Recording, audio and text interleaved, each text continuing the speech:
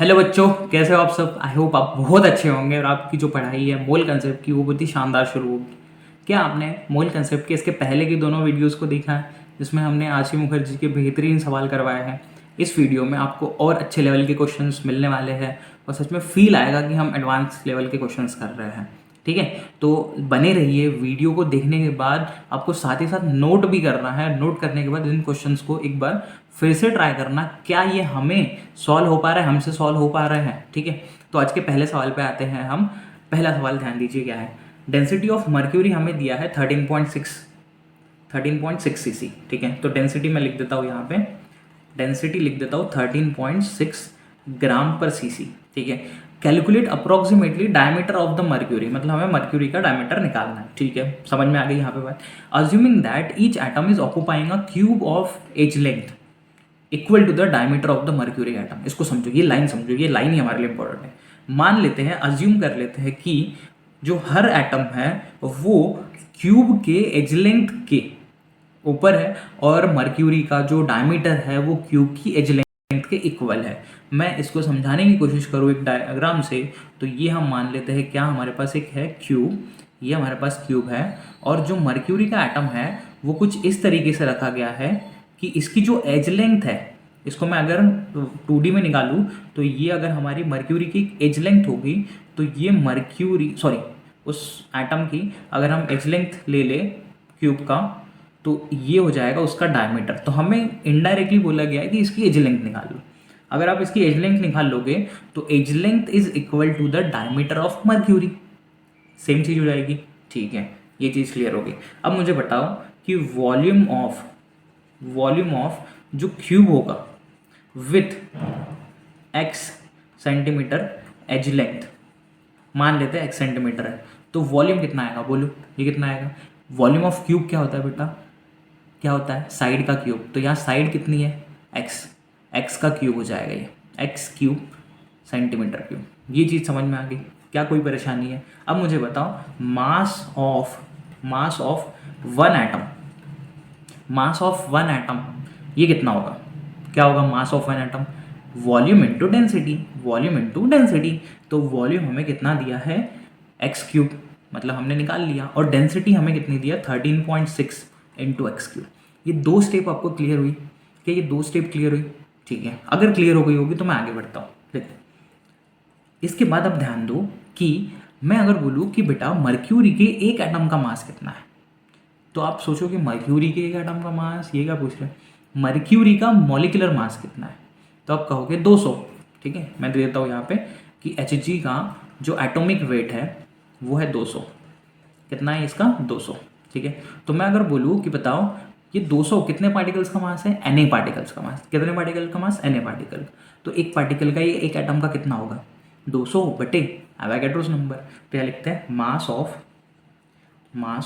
One atom of Hg, ये कितना होगा 200 डिवाइडेड बाय 6.022 इंटू 10⁻23। क्या समझ में आया। और ये दोनों एटम्स, एक एटम के लिए मर्क्यूरी के लिए, तो हम दोनों वैल्यूज़ को इक्वेट कर सकते हैं। हेंस हम ये लिख सकते हैं कि 13.6 x cube is equal to 200/6.022 into 10⁻23। ये चीज़ आपको क्या क्लियर हुई बेटा, ये समझ में आया। अच्छे से देख लेना, बहुत ही सरल सा सवाल है, इसकी लैंग्वेज समझना हमारे लिए बहुत ज़रूरी है। क्या लैंग्वेज आपको क्लियर हुई, क्लियर होगी। चले आगे बढ़े। अब इसको हम कैलकुलेट करते हैं, तो ये चले जाएगा उधर और ये आ जाएगा इधर। तो x cube is equal to equation क्या बनेगा यहाँ 200 13.6 इंटू 6.22 इंटू 10⁻23। तो लगभग एक्स क्यूब की वैल्यू आएगी 2.44 इंटू 10⁻23। ठीक है, और अगर हम x की वैल्यू निकालें तो क्यूब रूट निकालेंगे इसका, क्यूब रूट 23, यहाँ 23 आएगा बेटा।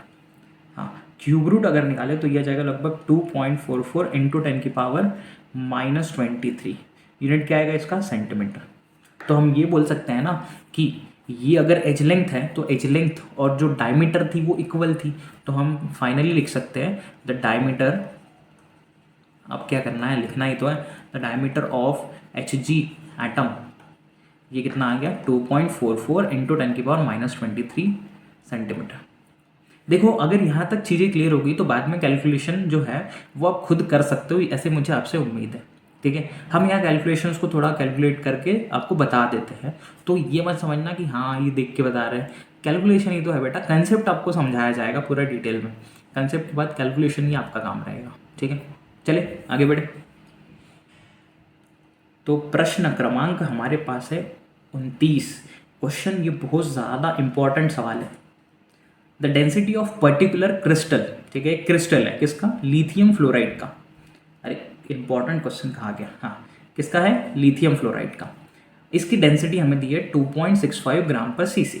ठीक है, ये हमारे पास डेंसिटी की वैल्यू आ गई 2.65 ग्राम पर सीसी। चलो एक्सरे एनालिसिस ये बताता है कि लिथियम प्लस और फ्लोराइड आयंस अरेंज किए गए हैं क्यूबिक अरे में, मतलब ऐसे कुछ ऐसे तरीके से अरेंज किए गए हैं। ठीक है, और इनकी जो स्पेस है लगभग 2.01 एंगस्ट्रॉम की है। तो इनकी जो स्पेस है, मान लेते हैं लिथियम प्लस है और ये F माइनस है, फिर लिथियम प्लस है, फिर F माइनस है। इनकी जो स्पेस है, इनको बीच में जो गैप है वो अगर देखें हम, वो है 2.01 एंगस्ट्रॉम की। ये भी चीज़ हमारे क्लियर हो गई है। From this data calculate apparent Avogadro's number. बहुत ही सही क्वेश्चन, बहुत ही सही लेवल का है बेटा, इसलिए मैंने कहा कि ये इंपॉर्टेंट क्वेश्चन है। चलो एक बार आप पॉज करो और इसको ज़रूर ट्राई करना, सोचो कि हुआ क्या है, दिया क्या है, लिया क्या है, पूछा क्या है। ठीक है, चलो एक बार ट्राई करेंगे इसको, सभी लोग एक बार ज़रूर ट्राई करेंगे इसको। चलिए ट्राई करें इसको, हो गया, ट्राई हुआ। चलो सॉल्यूशन करते हैं। पहले आप देखो कि यहाँ जो है वो हमें डेटा क्या क्या दिया हुआ है। इस प्रॉब्लम में हमें ये बोला गया है कि जो लिथियम फ्लोराइड है वो एक अरे में है, जिनका स्पेस हमें दिया है, डेंसिटी हमें दी है। तो मैं अगर बोलूँ कि मॉलिक्यूलर वेट इसका निकालना है मुझे, पहली चीज़ तो हम वही निकाल सकते हैं, मॉलिक्यूलर वेट। तो मॉलिक्यूलर वेट अगर मैं निकालूँ, और एवोगैड्रोस नंबर का सवाल है तो आपको एग्जैक्ट मॉलिक्यूलर वेट क्वेश्चन में गिवन है। कितना है ये, 6.939 प्लस 18.998, इसका एग्जैक्ट एडिशन करना पड़ेगा आपको। तो 9 और 8 ये हो जाएगा 17, फिर 3, फिर 9 और ये आ जाएगा 25। ये आ गया हमारे पास मॉलिक्यूलर वेट। इसका यूनिट क्या होगा, इसका ग्राम। यूनिट क्या होगा इसका, ग्राम। अब मुझे ये बताओ इसका वॉल्यूम कितना होगा। वॉल्यूम ऑफ अगर हम देखें, वॉल्यूम ऑफ 1 मोल, क्योंकि 1 मोल का मास है, 1 मोल की डेंसिटी है हमारे पास, तो वॉल्यूम ऑफ 1 मोल क्या आएगा, मास अपॉन डेंसिटी। मास कितना है 25.937 अपॉन 2.65, ये आ गया हमारे पास 9.78, और यूनिट क्या होगा, ग्राम से ग्राम कैंसिल, सीसी। ये आ गया बेटा वॉल्यूम आपके पास। क्या आ गया बेटा, वॉल्यूम का फॉर्मूला क्या होती है, वॉल्यूम का फॉर्मूला होती है L क्यूब, मतलब साइड का क्यूब। वॉल्यूम आपके पास आ गया कितना, 9.78 सीसी। तो L कितना आएगा, तो ये क्यूब रूट लेना पड़ेगा आपको, इसका क्यूब रूट आ जाएगा 2.138 सीसी। ठीक है, क्वेश्चन को अच्छे से देखो, आप समझो क्वेश्चन को। पहली बार देखोगे तो क्वेश्चन बहुत ही खतरनाक लगेगा। यहाँ तक चीज़ मुझे लगता है आपको समझ में आ गई होगी। एक बार पॉज करके पहले यहाँ तक समझो आप। यहाँ तक कोई दिक्कत आती है तो ज़रूर कमेंट करना कि सर इस क्वेश्चन में क्या कोई और मेथड है, क्या और तरीका है, इससे हम सॉल्व कर सकते हैं। खुद को थोड़ा सोचना कि मास हमें गिवन है, डेंसिटी दी है, वॉल्यूम हम निकाल लेंगे, वॉल्यूम से हम एज लेंथ निकाल लेंगे। क्वेश्चन आसान है, लेकिन हमारा माइंड उस डायरेक्शन में सोचेगा नहीं पहले, क्योंकि मोल्स वाले अब तक हमने बहुत आसान से सवाल किए। अभी अच्छे लेवल के क्वेश्चन आए हैं, उसको ज़रूर ट्राई करना। ठीक है, ये आ गया हमारे पास, हमें एवोगैड्रोस नंबर निकालना था। ये आ गई हमारे L की वैल्यू। ठीक है, अब इसको अच्छे से समझो कि मैं अगर बोलूँ कि लिथियम और फ्लोरीन ऐसे लगे हुए, लिथियम फ्लोरीन, और इनके बीच में गैप है 2.01 का एंगस्ट्रॉम का, तो एक लाइन में कितने लिथियम और कितने फ्लोरीन होंगे, ये अगर मुझे निकालना है तो हम क्या करेंगे, हम पूरा डिस्टेंस इतना निकाल लिया कि पूरी लाइन जो होगी, पूरी एज लेंथ जो होगी वो होगी 2.138, और इनका जो बीच का डिस्टेंस है, स्पेसिंग है, वो है 2.01। तो अगला हमारा कंसेप्ट ये क्या रहेगा, number of ions in one edge, एक एज में कितना होगा, कितने होंगे। तो मान लेते, समझ लो कि एक एज में जो है एज लेंथ है 100 सेंटीमीटर, सपोज करते हैं एक एज लेंथ जो है वो 100 सेंटीमीटर की है, और लिथियम और फ्लोरीन के बीच में 3 सेंटीमीटर का गैप है। तो कितने लिथियम फ्लोरीन होंगे उसमें, तो क्या करोगे आप, गैप को डिवाइड कर दोगे, 100 डिवाइड बाई 3, ऐसे ही यहाँ पे करना है। एज लेंथ कितनी है जो हमें दी है, अभी हमने निकाली 2.13। टोटल स्पेसिंग कितनी है 2.01 एंगस्ट्रॉम की। दोनों को सॉल्व कर लेंगे, हमारे पास एक एज में कितने आयंस है वो मिल जाएंगे। फिर टोटल क्यूब में कितने आयंस है वो मिल जाएंगे। टोटल क्यूब के आयंस ही तो बेटा हमें एवोगैड्रोस नंबर बताएंगे। ठीक है, चलो एक बार स्टेप कर लेते हैं। यहाँ तक मुझे लगता है क्लियर हो चुका होगा। Number of ions in one edge, तो एज कितना है 2.138 सीसी। अब सीसी को आप कर लो किस में, मीटर में, सिमिलर यूनिट में कर लो ताकि यूनिट कैंसिल हो जाए। तो ये आ जाएगा कितना 10⁻⁻2 मीटर। ठीक है, हमने मीटर में कन्वर्ट कर लिया। और 2.01 एंगस्ट्रॉम को हम करेंगे 10⁻10 मीटर। मीटर से मीटर कैंसिल, तो number of ions in one edge, number of ions in one edge ये लगभग हो जाएंगे 1.063 इंटू 10⁸8। ये हमें मिल गए एक एज में। अब मैं बेटा आपसे एक ही चीज़ पूछूं कि total ions in cube, total ions in cube ये कितने होंगे। आप इसका क्यूब कर दो, तो 1.063 इंटू 10⁸8 का क्यूब, 8 का क्यूब। इसको सॉल्व करेंगे तो कितना आएगा, ये आएगा 1.201 इंटू 10⁻24 इंटू 10⁻24। ये आगे टोटल आयंस, टोटल आयंस। ठीक है, ये स्टेप्स बहुत ज़्यादा हार्ड लग रही होगी आपको, लेकिन एक बार ज़रूर ट्राई करना। मैंने कहा लेवल ऑफ क्वेश्चन बहुत अच्छा है। अब मुझे Na निकालना है, तो टोटल आयंस कितना है 1.201 इंटू 10⁻24। और लिथियम फ्लोराइड में आयंस की संख्या कितनी है 2, एक लिथियम एक फ्लोरीन का। अब डिवाइड कर लेंगे इसको, तो हमारी आंखें भर आई और आंसर भी भर आया, ये 6.01 इंटू 10⁻23। ये हो गया हमारा आंसर। आंखें तरस गई थी हमारी इस आंसर को लाने के लिए। ठीक है, क्वेश्चन को अच्छे से देखो आप, अगर कोई दिक्कत आती है तो मुझे ज़रूर पूछना। ठीक है, क्वेश्चन को बार बार प्रैक्टिस करना बेटा, ऐसे सवाल जो है बहुत खतरनाक रहते हैं। ठीक है, चले आगे क्वेश्चन पे आते हैं। अब सुनो 50 ml एंड 0.5 मोलर H2SO4 है, 75 ml 0.25 मोलर H2SO4 है, इसको ऐड कर दिया। What is the concentration of final solution if its volume, अगर उसका वॉल्यूम 125 ml का होगा तो। ठीक है, अब सुनो अच्छे से ध्यान देना, आपको मोलरिटी क्वेश्चन में दी है, वॉल्यूम क्वेश्चन में दिया है, तो नंबर ऑफ मोल्स का फॉर्मूला क्या होगा, मोलरिटी इंटू वॉल्यूम। जब भी मोलरिटी और वॉल्यूम दिया होगा तो हमारा क्वेश्चन नंबर क्या है यहाँ पे 30। तो मुझे बताओ फर्स्ट कंडीशन इसके हिसाब से मोल्स कितने निकलेंगे। यहाँ पे अगर हम लिखे number of moles of 50 ml को अगर मुझे लीटर में करना है तो कितने से डिवाइड करूँ, 10⁻³ से मल्टीप्लाई या 1000 से डिवाइड। तो मैं 1000 से डिवाइड करूँगा तो कितना आएगा 0.05 लीटर H2SO4।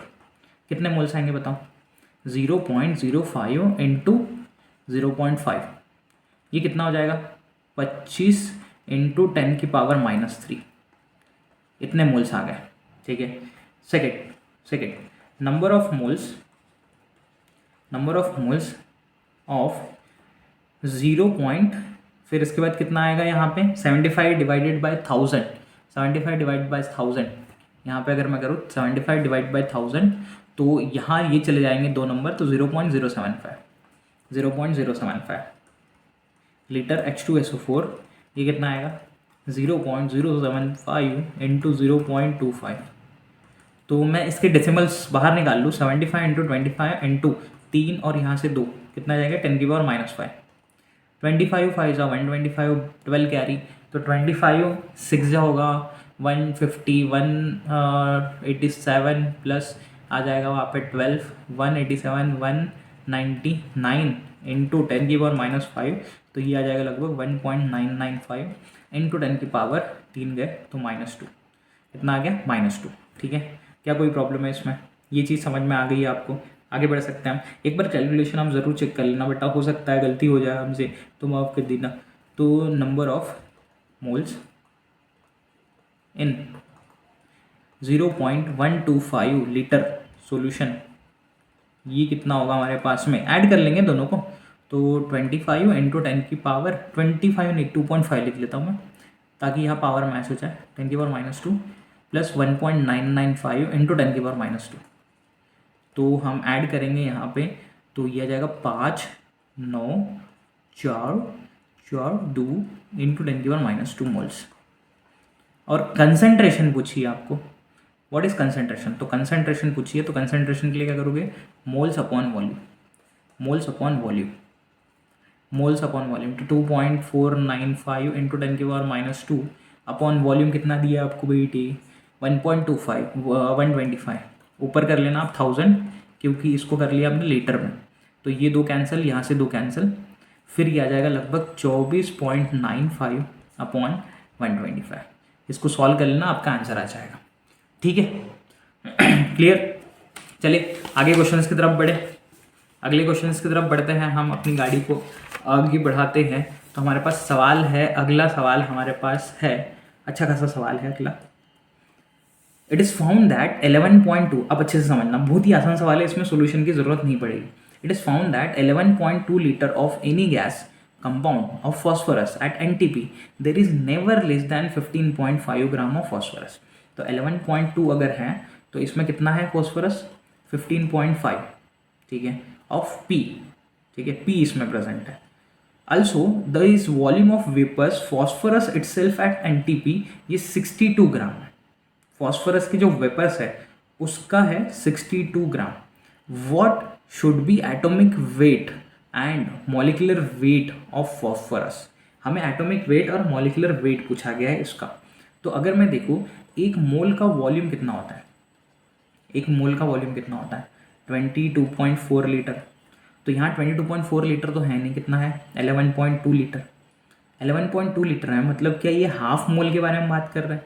अगर ये हाफ मोल होगा तो ये आधा मोलर मास होगा, ठीक है, आधा एटॉमिक मास होगा, आधा हाफ एटॉमिक मास है ये, तो फुल कितना होगा, 2 से मल्टीप्लाई करेंगे। तो एटॉमिक मास ऑफ फॉस्फोरस ये कितना हो जाएगा 15.5 इंटू 2, क्योंकि ये हाफ है तो ये भी हाफ है, तो टोटल निकालना जो 2 से मल्टीप्लाई करेंगे कितना जाएगा 31। और ये अगर हम देखें हाफ में तो ये हाफ होगा, अगर फुल करना है तो 2 से मल्टीप्लाई करेंगे, तो ये होगा मॉलिकुलर वेट ऑफ P, ये कितना आएगा 62 इंटू 2 मतलब 124। और P कैसा प्रेजेंट होगा, ये P4 में, इसलिए हम P4 मतलब 31 इंटू 4 करेंगे तब जाके 124 मिलेगा। ये चीज़ समझ में आई आपको कि देखो फिर से एक बार समझाता, 11.2 है तो 55.5 था और 62 था, तो एटॉमिक वेट और मॉलिकुलर वेट पूछा था। एटॉमिक वेट और मॉलिकुलर वेट होता क्या है, एक मोल का वेट। तो आप इसको एक मोल बनाओ, कितने से मल्टीप्लाई करोगे 2 से, इसको भी 2 से कर लो भैया, फिर इसको भी 2 से कर लो, आपको मिल जाएगा atomic weight molecular weight. Simple सी चीज़ समराइज करके मैंने आपके सामने परोस दी, ठीक है, समझ में आया। चलिए आगे बढ़े, चलिए अगले सवाल पे आते हैं। देखो सवाल अच्छा है 32 वाला। पॉलीस्टीरीन है हमारे पास, पॉलीस्टाइरीन है, थर्मोकॉल जिससे हम बनाते हैं, हैविंग अ मॉलिक्यूलर फार्मूला, ये है मॉलिक्यूलर फार्मूला पॉलीस्टीरीन का, ठीक है, C6H3 C3H8N और यहाँ पे Br3 है। Was prepared by heating styrene with the tribromobenzoyl peroxide, styrene को ट्राइब्रोमोबेंजोइल पेरोक्साइड के साथ रिएक्ट करके in the presence of air में बनाया गया, ठीक है। रिएक्शन आपको ऑर्गेनिक की यहाँ कुछ दी है, पॉलीमर से रिलेटेड रिएक्शन है। If it was found to contain 10.6% of bromine by weight, तो एन की वैल्यू बताओ, एन की वैल्यू कितनी होगी। सवाल को एक बार पॉज करके ज़रूर ट्राई करने की कोशिश करो आप, कि हमें क्या बोला है कि ब्रोमीन का परसेंटेज दिया है, ब्रोमीन का परसेंटेज दिया है और पूछा गया है कि एन की वैल्यू कितनी होगी। तो एक तरीका जो है मेथड 1, मैं आपसे मेथड 1 शेयर करता हूँ, सब लोग ध्यान देना। मेथड 1 क्या होगा, परसेंटेज ऑफ ब्रोमीन, हमने परसेंटेज वाले सवाल किए थे, याद होगा आपको। तो क्या बोला था मैंने, mass of bromine into atomic city divided by molecular weight of compound into 100। ये आप बहुत ही शॉर्ट तरीका यूज़ कर सकते हो सॉल्व करने के लिए। इसे सॉल्व करते हैं, चलो पहले हम मॉलिकुलर वेट निकाल लेते हैं इसका, ठीक है। तो ब्रोमीन का जो होता है यहाँ ब्रोमीन का 80, एटॉमिक वेट ब्रोमीन का होगा कितना 80, कार्बन है, हाइड्रोजन है, बस ये।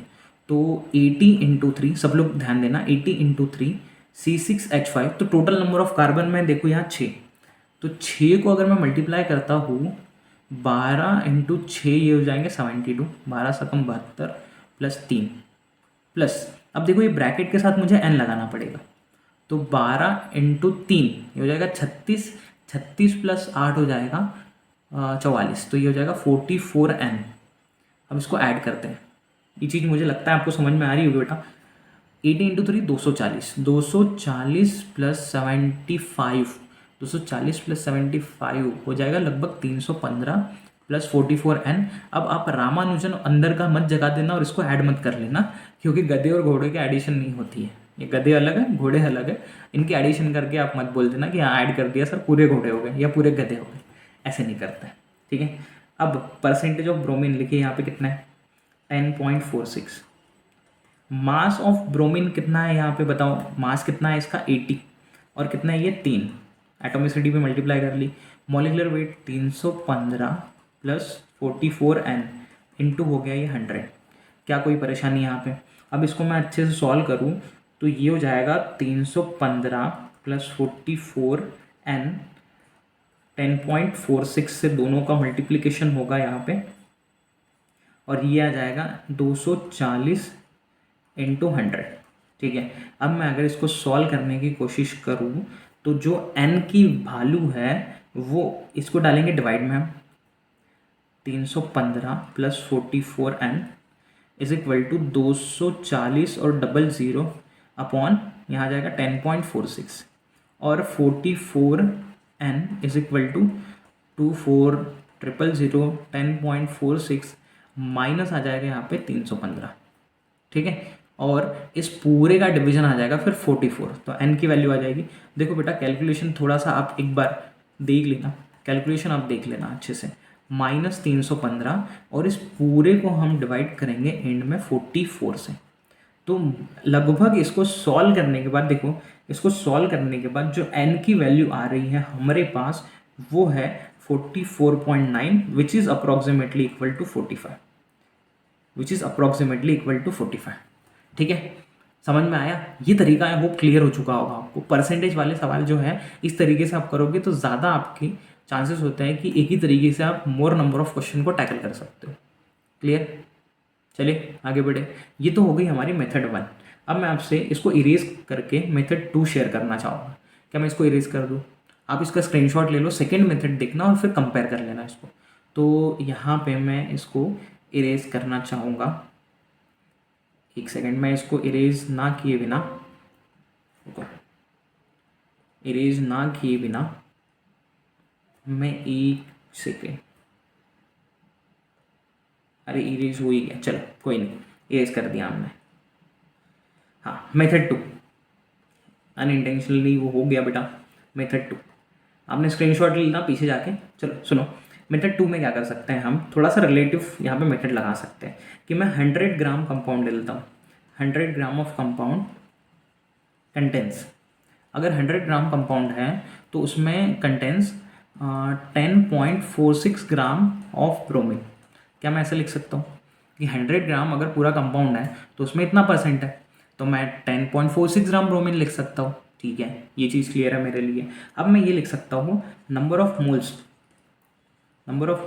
ऑफ ब्रोमीन, ये कितना आएगा बताओ, 10.46 अपॉन 80, ये मुझे नंबर ऑफ मोल्स मिल गया क्योंकि वेट अपॉन मॉलिक्यूलर वेट ये जाएगा 0.1309 मोल्स, ठीक है। क्या कोई परेशानी इसमें? बिल्कुल नहीं। अब ब्रोमीन की एटॉमिसिटी कितनी है बेटा क्वेश्चन में, एटॉमिसिटी ब्रोमीन की कितनी है 3, कितनी है 3। तो ये रिलेशन इंपॉर्टेंटली ध्यान देना, अच्छे से ध्यान देना कि मैं यहाँ लिख सकता हूँ ये कि number of moles of bromine is equal to 3 times number of moles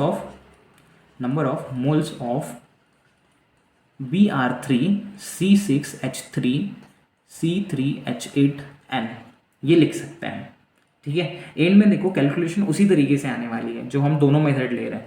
number of moles of bromine कितना आ गया 0.1309 इज इक्वल टू 3 इंटू, अब इसके मोल निकालोगे तो आप इसका मास ले लोगे, कितना मास लिया हमने पूरे कंपाउंड का मास कितना लिया 100, तो 100 डिवाइडेड बाय इसका मॉलिकुलर मास निकालोगे जो कि हमने निकाला था 300 लगभग 15 प्लस 44n और इसको भी सॉल्व करके जो n आएगा वो लगभग आ जाएगा 45। तो मैंने दो इक्वेशन आपको समझाने की कोशिश की है, दोनों में से एक तो आपको बुद्धि में गया होगा, जो इजी लगेगा, जिस पैटर्न से आपको इजी लग रहा है उसको आप एक बार देख लेना अच्छे से, ठीक है। बढ़िया, सब चंगासी, चलो सब चंगासी। अगला सवाल है हमारे पास, it has been estimated that 93% of all atom in the entire universe are hydrogen. ठीक है, 93% जो है वो हाइड्रोजन है, मतलब H2 है, and mostly majority of the remaining ये हीलियम है। ठीक है, based on only these two element estimate the mass percentage composition of the universe. इन दोनों के बेसिस पे आपको यूनिवर्स का मास परसेंटेज बताना है। तो मुझे ये बताओ, H2 का परसेंटेज हमें 93 दिया है और हीलियम का परसेंटेज हमें कितना दिया है 7%, रिमेनिंग बोला है। तो मैं अगर लिखूँ यहाँ पे कि मास ऑफ H कितना होगा 93 इंटू H का निकालना है, H2 का नहीं, 1, तो ये हो जाएगा 93। और मास ऑफ He निकालना मुझे, तो कितना होगा 7 इंटू 4, ये कितना आ जाएगा 28, 7 इंटू 4 28। तो मास परसेंटेज कंपोजिशन ऑफ यूनिवर्स, मतलब इन दोनों का परसेंटेज कंपोजिशन निकालना है। आसान सी चीज़ होगी कि percentage composition of H is equal to 93 upon 93 plus 28, total करके ही करेंगे ना, इंटू 100, तो 93 अपॉन 101 121 इंटू 100, तो ये लगभग आ जाएगा हमारे पास 76.86%। और मुझे बताओ परसेंटेज कंपोजिशन ऑफ हीलियम कितना आएगा, 100 माइनस 76.86, तो 23.14%। Done done done done done done done. चलिए नेक्स्ट क्वेश्चन पे आते हैं। The molecular weight of haemoglobin.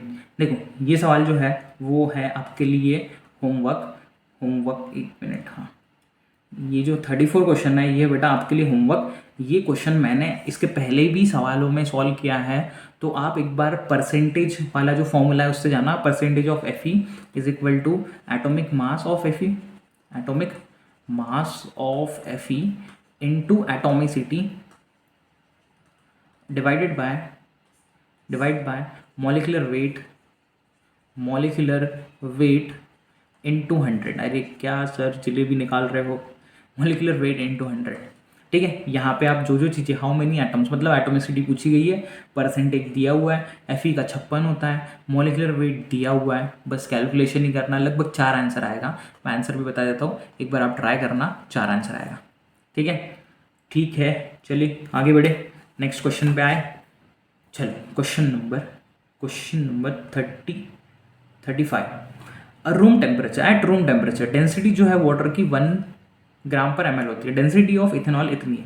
What volume of ethanol contains the same number of molecule as present in 175 ml of water. ठीक है, सवाल हमसे घुमा फिरा के पूछ रहे हो।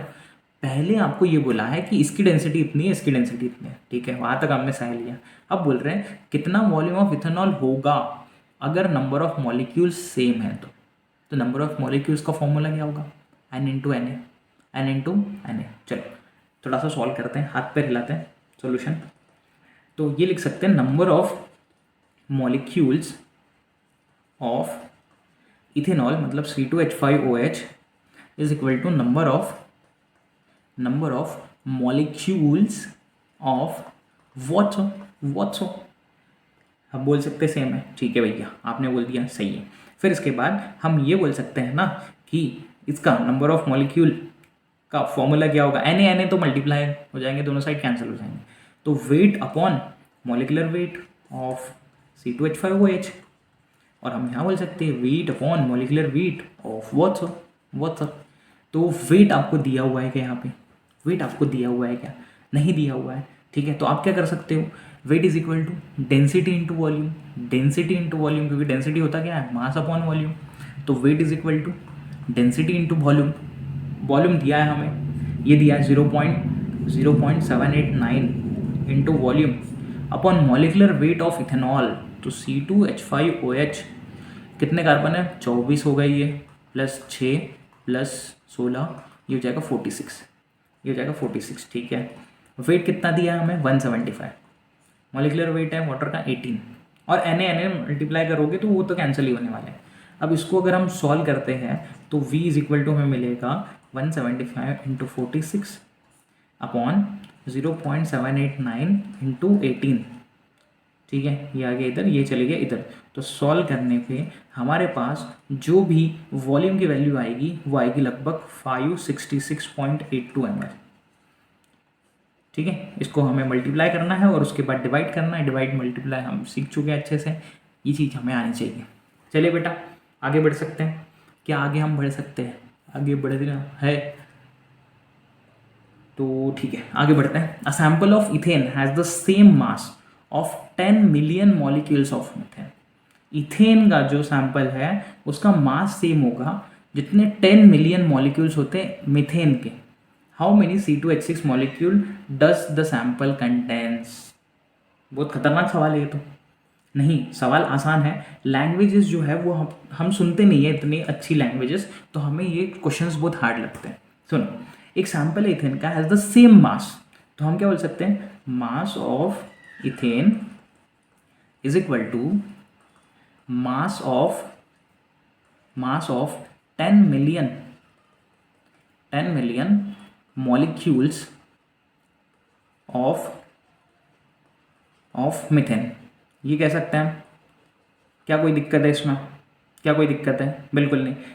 तो 10 मिलियन का मतलब कितना होगा, 1 मिलियन मतलब कितना होता है, 1 मिलियन इज इक्वल टू 10 की पावर 6। तो 10 मिलियन कितना होगा, 10 मिलियन कितना होगा, 10 की पावर 7। ये कितना आ जाएगा, 10 की पावर 7।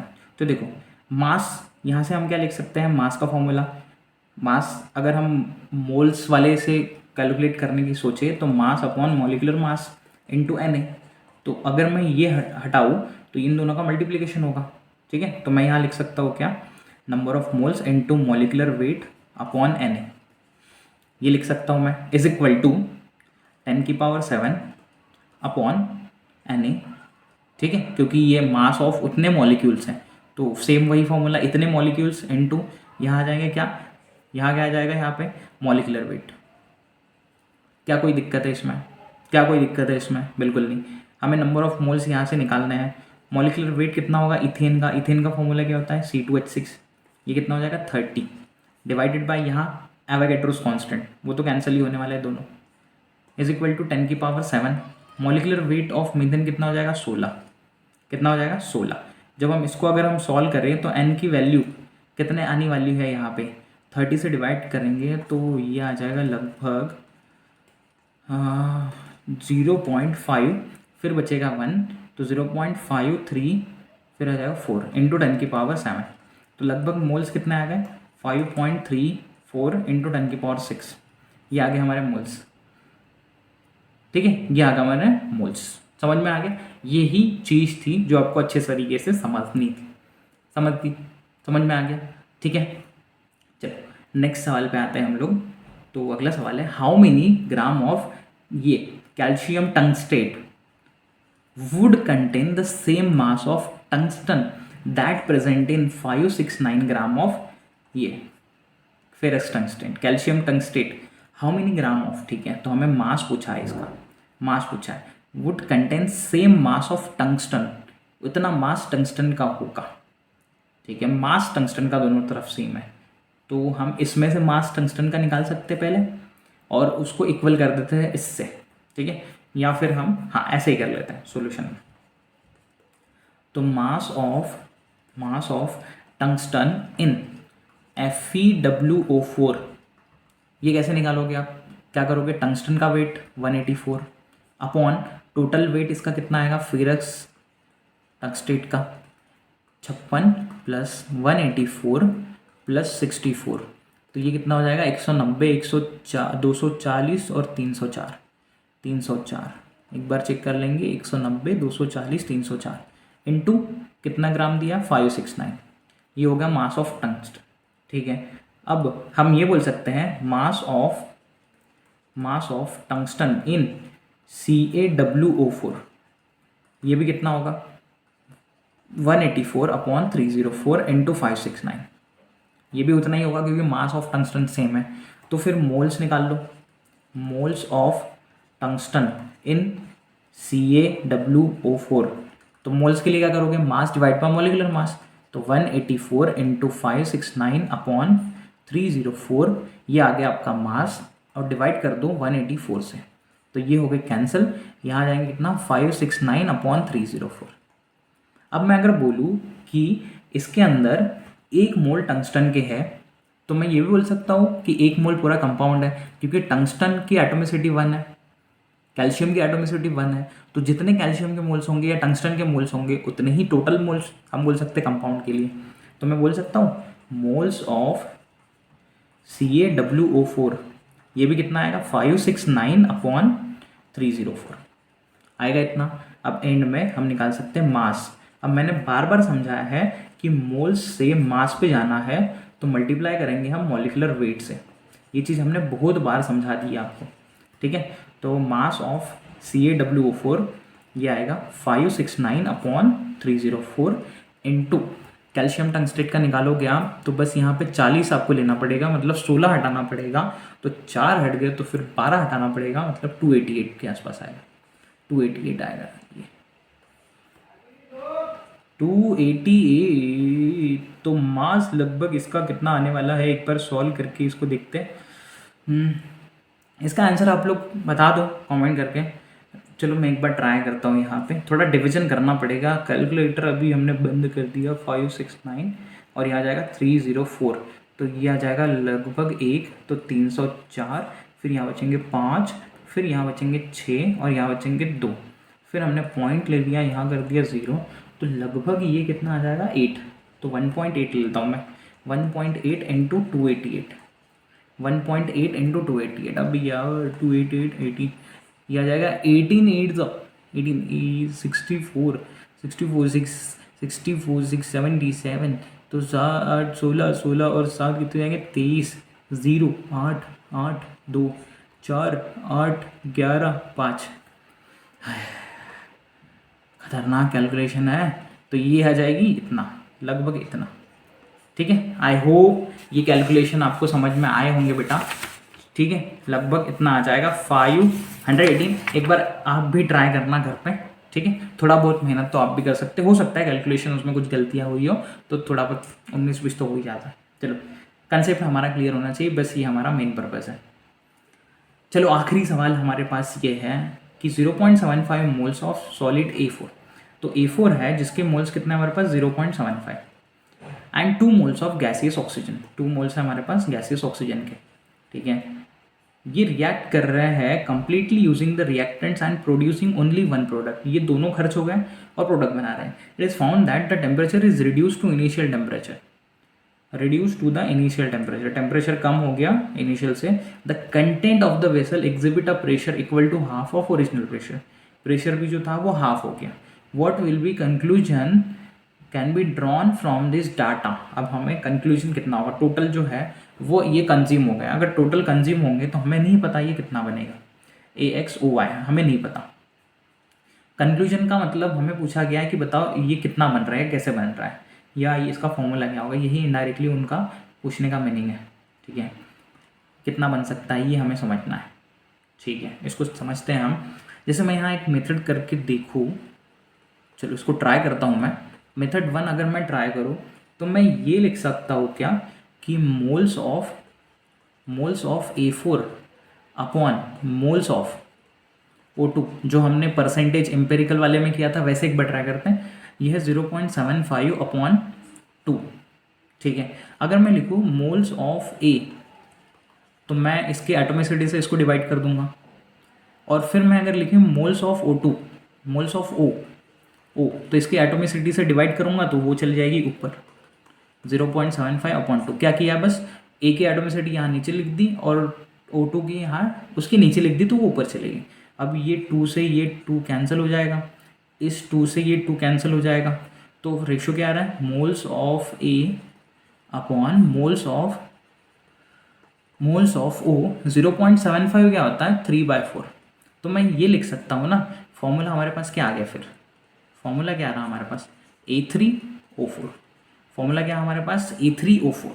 A3O4 आई होप की चीज़ क्लियर हो गई होगी। तो x की वैल्यू कितनी आएगी यहाँ 3 और y की वैल्यू कितनी आ जाएगी 4।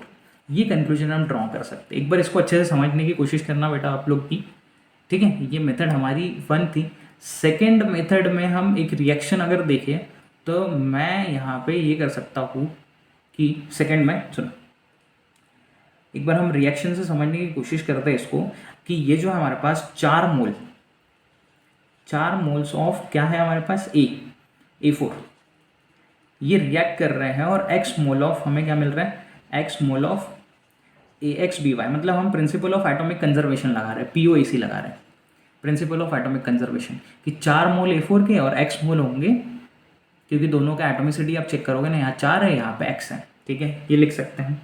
तो हमें 4 इंटू अगर मल्टीप्लाई करते हैं 0.75 को, तो हमें मिलेंगे क्या x mole of AXBY, x mole of AXBY।